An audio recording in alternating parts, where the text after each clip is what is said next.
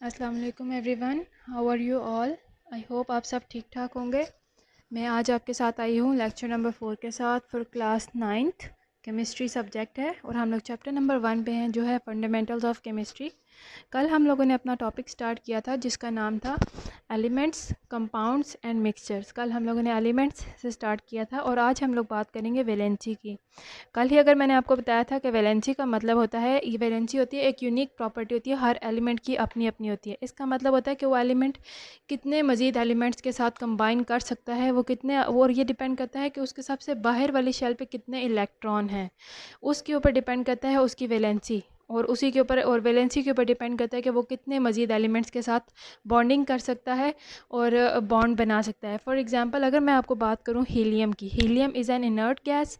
Helium के जो बाहर जितने भी इलेक्ट्रॉन, बाहर जो सबसे आउटर मोस्ट शेल है वहाँ पे 8 इलेक्ट्रॉन्स कंप्लीट हैं, तो इसको मज़ीद किसी भी इलेक्ट्रॉन की ज़रूरत नहीं है। इसने अपनी शेल को कंप्लीट कर लिया है। जो सबसे आउटर मोस्ट शेल है उसमें 8 इलेक्ट्रॉन्स कंप्लीट होना ज़रूरी है। तो जो नोबल गैसेस होती हैं उनके अपने सारे जो आउटर मोस्ट शेल्स हैं वो कंप्लीट हैं तमाम नोबल गैसेस के। तो इसीलिए वो किसी के साथ ना रिएक्ट करती हैं, ना वो इलेक्ट्रॉन गेन करती हैं, ना वो इलेक्ट्रॉन लूज़ करती हैं, क्योंकि उनकी आउटर मोस्ट शेल अगर कंप्लीट है उनको ना किसी को देने की ज़रूरत है, ना किसी से लेने की ज़रूरत है, और ना ही वो शेयरिंग करते हैं। ठीक है, वो मोस्ट इनर्ट है। इनर्ट है यानी कि वो किसी के साथ भी कंबाइन नहीं होते हैं। इसी तरह कल मैंने आपको बताया था कि एच जो है वो क्लोरीन के साथ एक उन्होंने मज़ीद बात की थी कि एच जो होता है, हाइड्रोजन जो होता है, उसके आउटर मोस्ट शेल में सिर्फ एक इलेक्ट्रॉन होता है। ये जो इनर शेल होती है उसकी, ठीक है, लेकिन जो इनर शेल्स हैं उनमें सिर्फ 2 इलेक्ट्रॉन्स होना काफ़ी हैं। जो फिर जिस तरह बड़ी शेल्स होंगी, आउटर मोस्ट शेल्स होंगी, उनमें 8 इलेक्ट्रॉन्स होते हैं। जो सबसे स्मॉल शेल है, जो न्यूक्लियस के सबसे करीब है, यहाँ पे सिर्फ 2 शेल भी कंप्लीट हो जाएं, ये 2 इलेक्ट्रॉन्स भी कंप्लीट हो जाएं तो शेल कंप्लीट हो जाती है।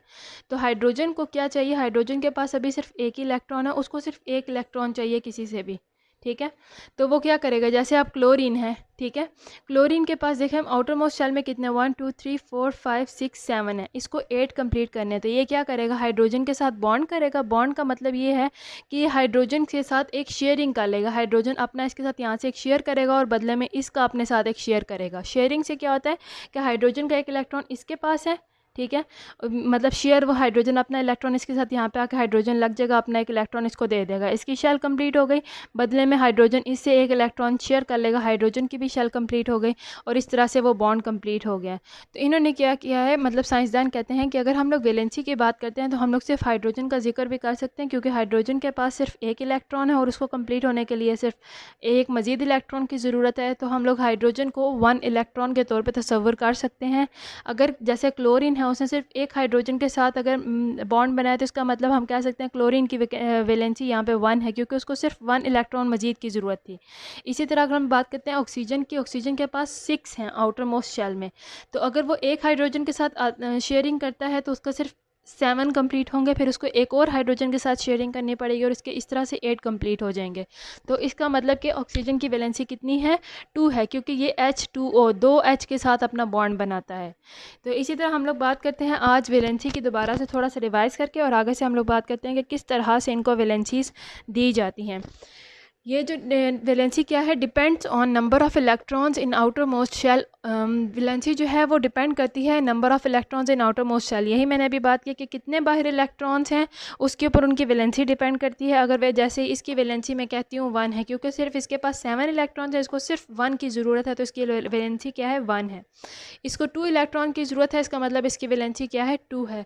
नाइट्रोजन को 3 इलेक्ट्रॉन्स की ज़रूरत है अपने बाहर 8 इलेक्ट्रॉन्स को पूरा करने के लिए, तो उसकी वैलेंसी क्या हो गई है, 3 है। इसको हम लोग कहते हैं ऑक्टेट रूल। ऑक्टेट का मतलब है 8, यानी कि सबसे बाहर वाली शेल्स में 8 इलेक्ट्रॉन्स का पूरा होना। ये तमाम जितने भी एलिमेंट्स हैं उन सब की सबसे ज़्यादा, मतलब यहाँ पे कह लें कि सबसे ज़्यादा इस वक्त ज़रूरत ही यही होती है कि वो अपनी आउटर मोस्ट शेल, जो भी उनकी सबसे बाहर वाली शेल है, उसको कंप्लीट करें 8 से, ठीक है, 8 इलेक्ट्रॉन से। That is called as octet rule. इसकी उम्मीद है आपको समझ आई हो। इसी तरह आयनिक कंपाउंड्स हैं। आयनिक तो आप समझते हैं, आयंस जो होते हैं यानी कि जिनके ऊपर पॉजिटिव या फिर नेगेटिव चार्ज होता है। अब जैसे यहाँ पे क्लोरीन है, इसने एक इलेक्ट्रॉन यहाँ से किसी से अगर शेयर किया है, शेयरिंग की है, या फिर एक इलेक्ट्रॉन किसी से कम्प्लीटली ले लिया है, तो इसके ऊपर एक नेगेटिव चार्ज आ जाएगा, तो उसकी वैलेंसी 1 हो जाएगी। ठीक है, आयंस कौन से होते हैं? जिनके ऊपर या तो पॉजिटिव या फिर नेगेटिव चार्ज होता है। तो वो कब आता है? जब वो पूरी तरह, यहाँ पे उसने हाइड्रोजन से लिया है, शेयरिंग की है, यहाँ पे इसके ऊपर कोई चार्ज नहीं आ रहा है, लेकिन अगर वो कम्प्लीटली किसी से इलेक्ट्रॉन उसका ले ले तो उसके फिर ऊपर माइनस का साइन आ जाएगा, यानी वहाँ पे इलेक्ट्रॉन्स ज़्यादा हैं। अब मैं आपको ये फ्यू एग्जांपल्स देती हूँ कि किस तरह से ये वैलेंसी की हम लोग यहाँ पे बात करते हैं। ठीक है, अब हम लोग बात करते हैं सबसे पहले ऐसे ऐसे एलिमेंट्स जिनके आउटर मोस्ट शेल में 4 या फिर 4 से कम इलेक्ट्रॉन्स मौजूद हों। ऐसे एलिमेंट्स जिनके आउटर मोस्ट शेल में 4 या फिर लेस दैन 4 इलेक्ट्रॉन्स मौजूद हों। फॉर एग्जांपल सोडियम है, मैग्नीशियम है, एल्यूमिनियम है। हम यहाँ पे बात करें सिर्फ आउटर मोस्ट शेल की, सिर्फ सबसे बाहर वाली शेल की। ठीक है, सोडियम के सबसे आउटर मोस्ट शेल में ओनली 1 इलेक्ट्रॉन है। ठीक है, और मैग्नीशियम के 2 इलेक्ट्रॉन्स हैं, एल्यूमिनियम के 3 इलेक्ट्रॉन्स हैं। ये इनके सिंबल्स हैं, सोडियम का Na, मैग्नीशियम का Mg, एल्यूमिनियम का Al। तो अब आप ये बताएं, इन्होंने भी ऑक्टेट रूल के हिसाब से इनकी मतलब विश ये है कि अपना पूरा का पूरा शेल को कंप्लीट करें, 8 शेल्स 8 इलेक्ट्रॉन्स कंप्लीट करें। अब ये सोडियम है, इसके पास जस्ट 1 इलेक्ट्रॉन है, तो इसको कितने मज़ीद चाहिए इलेक्ट्रॉन? 7 चाहिए। तो इसके लिए क्या इजी है कि क्या ये अपना 1 इलेक्ट्रॉन किसी को दे दे या फिर 7 किसी से ले ले? तो ज़्यादा इजी सोडियम के लिए क्या है कि वो अपना एक इलेक्ट्रॉन किसी को दे दे, बजाय इसके कि 7 वो किसी से मांगे। वो एक अपना इलेक्ट्रॉन दे देगा। जब एक इलेक्ट्रॉन दे देगा तो क्या होगा? उसकी ये बाहर वाली शेल ख़त्म हो जाएगी, वो दे चुका हुआ है, तो अंदर वाली जितनी भी शेल होंगी वो कंप्लीट होंगी। ये भी एक नई बात है, आप समझ लें कि जब मुख्तलिफ जो एलिमेंट्स हैं उनकी शेल्स मुख्तलिफ होती हैं। कैसे होता है कि सबसे पहले जो न्यूक्लियस के पास वाली शेल होती है पहले वो कंप्लीट हो गई। ऐसा नहीं है कि अंदर वाली शेल्स इनकम्प्लीट है तो और शेल्स बनती जाएंगी, नहीं। सबसे पहले अंदर वाली शेल्स कंप्लीट होती जाती हैं, फिर और इलेक्ट्रॉन एक्स्ट्रा भी बच गया तो एक और शेल ऐड हो जाएगी, और इलेक्ट्रॉन बच गए तो एक और शेल ऐड हो जाएगी। अब ये है कि जब सोडियम के अंदर वाली सारी शेल्स कंप्लीट थी और बाहर वाली शेल में सिर्फ एक इलेक्ट्रॉन था, उसने वो किसी के साथ दे दिया, तो उसकी जब बाहर वाला इलेक्ट्रॉन ही चला गया तो उसकी शेल ही ख़त्म हो गई। तो अंदर जितनी भी उसकी शेल्स आगे इलेक्ट्रॉन की शेल्स आएंगी वो जो है कंप्लीट होंगी। तो इसका मतलब कि सोडियम ने अपनी जो है आउटर मोस्ट शेल कंप्लीट कर ली है। ठीक है, क्योंकि बाहर वाली ख़त्म हो गई है तो ये वाली फिर आउटर मोस्ट हो गई है। ये वाली शेल जो अंदर से निकलेगी वो आउटर मोस्ट होगी। इसका मतलब कि सोडियम ने अपनी अंदर वाली जो शेल्स हैं वो अपनी आउटर मोस्ट शेल जो है वो कंप्लीट कर ली हैं, क्योंकि उसने एक इलेक्ट्रॉन लूज़ करके, क्योंकि उसके लिए लूज़ करना बहुत ज़्यादा इजी था बजाय इसके कि वो गेन करता। सिमिलरली अगर हम लोग बात करते हैं मैग्नीशियम की, मैग्नीशियम में outermost electrons are only 2, there are 2 outermost electrons. ठीक है, तो मैग्नीशियम के लिए भी अगर कंपेयर किया जाए 2 इलेक्ट्रॉन्स को लूज़ करना इजी है या फिर 6 मज़ीद इलेक्ट्रॉन्स को गेन करना? तो इसके लिए लूज़ करना इजी है, क्योंकि बजाय मतलब एनर्जी के हिसाब से बात करें, क्योंकि इलेक्ट्रॉन्स को लूज़ करने में और इलेक्ट्रॉन्स को गेन करने में भी एनर्जी लगती है। तो एनर्जी ज़्यादा वो बचाने की कोशिश करेंगे, तो 2 इलेक्ट्रॉन को लूज़ करने में कम एनर्जी लगती है, तो इसलिए ये ईजिली अपने 2 इलेक्ट्रॉन्स को लूज़ करेगा। अब 2 इलेक्ट्रॉन्स को इसने लूज़ कर दिए, क्या होगा? इसकी जब वो इलेक्ट्रॉन्स ही ख़त्म हो गए तो वहाँ से वो शेल ही ख़त्म हो जाएगी। ठीक है, तो अंदर वाली जो शेल निकलेगी, अब बाहर वाली शेल ख़त्म हो गई, अंदर वाली जो शेल थी ये अब कंप्लीट थी। तो इसका मतलब मैग्नीशियम ने भी अपना ऑक्टेट रूल कंप्लीट किया है, यानी अपने इलेक्ट्रॉन्स को कंप्लीट किया है बाय लूजिंग 2 इलेक्ट्रॉन्स। ये अंदर वाली शेल कंप्लीट है, इसको मज़ीद अब किसी इलेक्ट्रॉन की ज़रूरत नहीं है। सिमिलरली एल्यूमिनियम की बात करते हैं, इसके पास 3 इलेक्ट्रॉन्स हैं, इसको 5 मोर इलेक्ट्रॉन्स की ज़रूरत है अपनी आउटर मोस्ट शेल को कंप्लीट करने के लिए। ये अपने 3 इलेक्ट्रॉन्स को लूज़ करेगी, जहाँ पे एनर्जी कम लगते हैं ये वही काम करेंगे।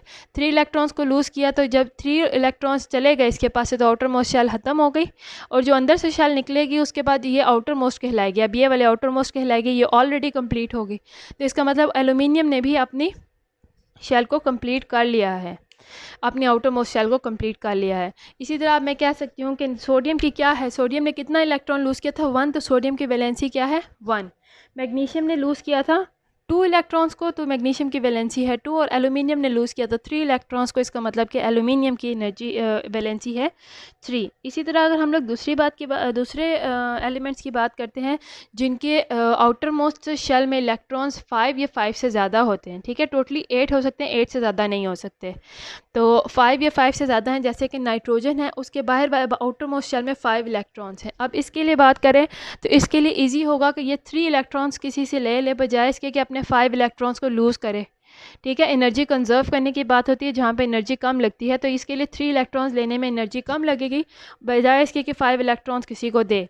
तो ये 3 इलेक्ट्रॉन्स किसी से ले लेगा। फॉर एग्जांपल यहाँ पे अगर हाइड्रोजन है, ठीक है, हाइड्रोजन 3, एक हाइड्रोजन आया है, हाइड्रोजन से एक इलेक्ट्रॉन उसने शेयर किया, अपना एक इलेक्ट्रॉन उससे शेयर किया, दूसरे हाइड्रोजन से अपना एक इलेक्ट्रॉन शेयर किया और तीसरे हाइड्रोजन से अपना एक इलेक्ट्रॉन शेयर किया। तो इससे क्या हो जाएगा कि इसकी आउटर मोस्ट शेल कंप्लीट हो चुकी है, चाहे इसने शेयरिंग से ही कंप्लीट किया, और इसका ऑक्टेट रूल कंप्लीट हो चुका है। इसने कितने हाइड्रोजन, एक ये हाइड्रोजन था, एक ये हाइड्रोजन था और एक ये हाइड्रोजन था। इसने 3 हाइड्रोजन्स के साथ अपने बॉन्डिंग बनाई है, तो नाइट्रोजन की वैलेंसी क्या हो जाएगी, 3।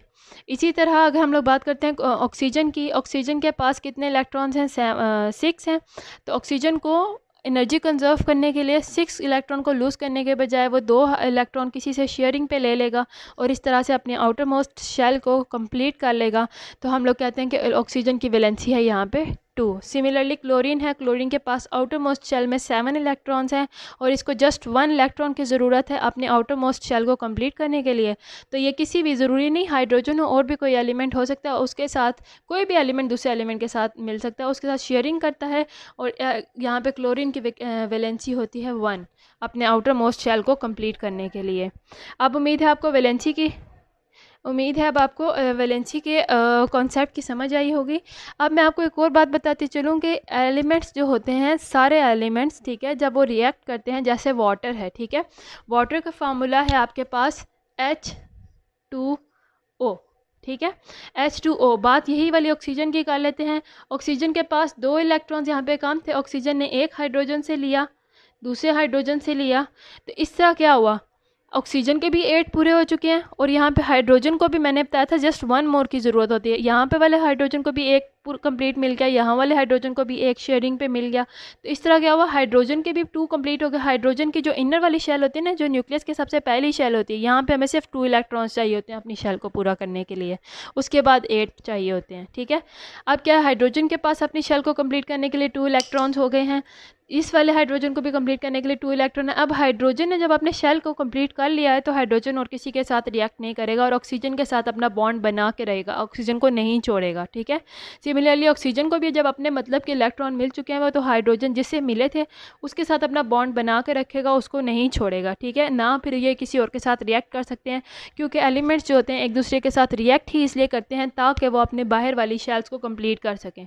तो जब उनकी शेल्स ही कंप्लीट हो चुके हैं, तो उनको मज़ीद आगे किसी और एलिमेंट्स के साथ रिएक्ट करने की ज़रूरत ही नहीं पेश आती है, ठीक है।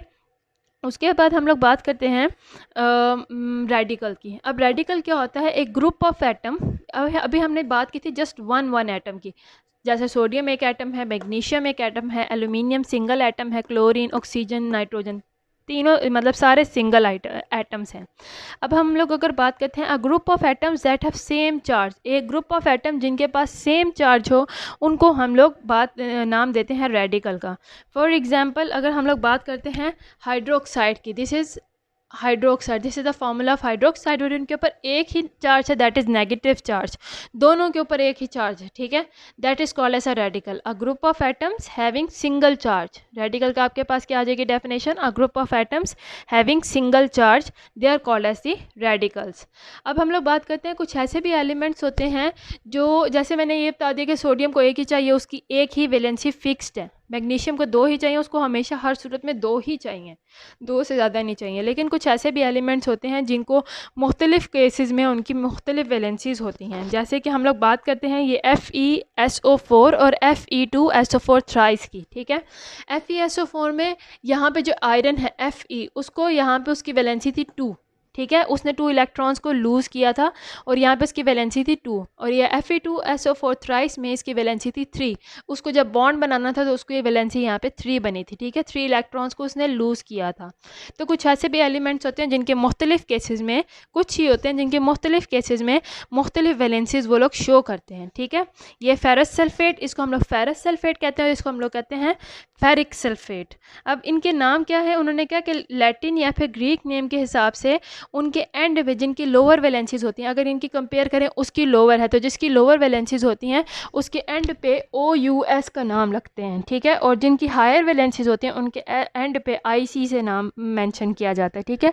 देखिए शुरू में फेर दोनों का सेम है, यानी आयरन को हम लोग बात कर रहे हैं, तो फेरस यानी कि इसकी वैलेंसी 2 है, कम है, और फेरिक यानी कि इसकी वैलेंसी IC से अगर हमें पता चले इसकी वैलेंसी 3 है, जो कि उससे ज़्यादा है। उम्मीद है यहाँ पे वैलेंसी का कॉन्सेप्ट आप लोग को समझ आ चुका होगा।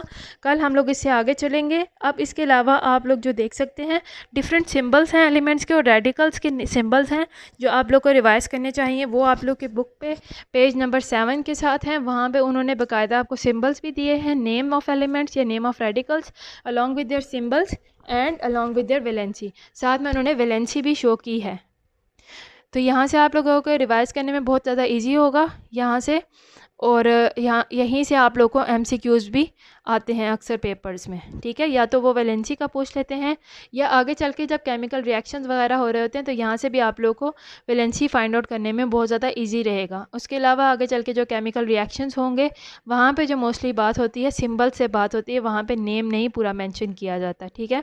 तो आप लोग ये वाले टेबल को ज़रूर रिवाइज़ करें, ये आपके लिए बहुत ज़्यादा हेल्पफुल है, ना सिर्फ क्लास 9th में बल्कि आगे जितने भी हायर स्टैंडर्ड्स हैं वहाँ पे आप सिंबल्स में ही बात होती है एलिमेंट्स की। Thank you. उम्मीद है आप लोग को आज का लेक्चर समझ आया होगा। अल्लाह हाफिज़।